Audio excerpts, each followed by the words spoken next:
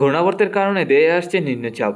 আজকের দিনে তেমন বৃষ্টি না থাকলেও আগামীকাল থেকে ঝড় বৃষ্টির পরিমাণ আরও বাড়বে। তাতে দক্ষিণবঙ্গের একাধিক জেলায় ভারী থেকে অতি ভারী বর্ষণ হবে। এরই মধ্যে দমকা চড়ো হওয়ার সাথে বজ্রবিদ্যুৎ সহ ঝড় বৃষ্টি। আবহাওয়া দপ্তর জানাচ্ছেন যে আগামী দিনে ঘূর্ণাবর্তটা অগ্রসর হবে পশ্চিমবঙ্গ হয়ে আমাদের মধ্য ভারতের দিকে চলে যাবে।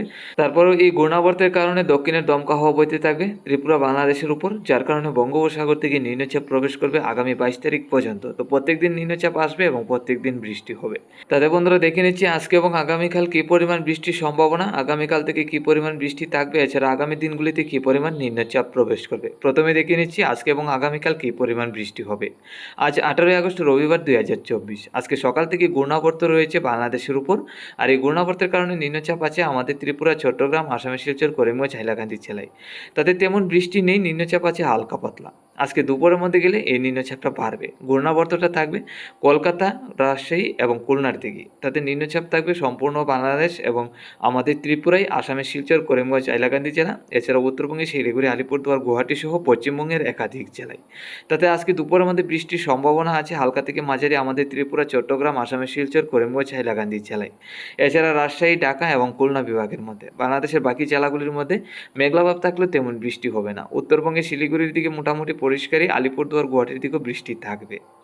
বিকাল থেকে সন্ধ্যা রাত্রির মধ্যে গেলে আমরা দেখতে পাচ্ছি এই নিম্নচাপটা থাকবে আমাদের ত্রিপুরা সহ বাংলাদেশের একাধিক জেলায়। তবে বাংলাদেশের মধ্যেই হালকা পাতলা ঝড় বৃষ্টি হতে পারে উত্তরে সিলেট, ময়মনসিংহ, রংপুর, রাজশাহী, ঢাকা এবং খুলনা বিভাগের মধ্যে।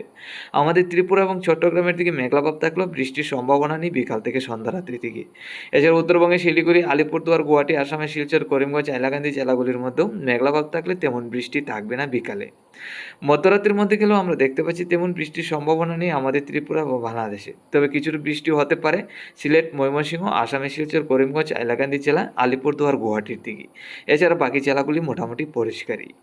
আগামীকালকের মধ্যে গেলে কিন্তু ঝড় বৃষ্টির পরিমাণ বাড়বে, আবহাওয়া দপ্তর জানিয়েছেন। তাতে আমরা আগামীকাল সকালে দেখতে পাচ্ছি বাড়ি থেকে অতি ভারী বৃষ্টির সম্ভাবনা আমাদের ত্রিপুরা, বাংলাদেশের চট্টগ্রাম, খুলনা, বরিশাল, তারপর ঢাকা, কুমিল্লার দিকে। এর মধ্যে হালকা পাতলা বজ্রপাতও থাকতে পারে। ঘূর্ণাবর্তটা চলে যাবে পশ্চিমবঙ্গে, আর এই পশ্চিমবঙ্গের থেকে আগামীকাল বিকালের মধ্যে ঘূর্ণাবর্তটা চলে যাবে আমাদের মধ্য ভারতের দিকে। এছাড়া উত্তরবঙ্গে শিলিগুড়ি, আলিপুরদুয়ার দিকে পরিষ্কার, গুয়াহাটির দিকে বৃষ্টি হওয়ার সম্ভাবনা।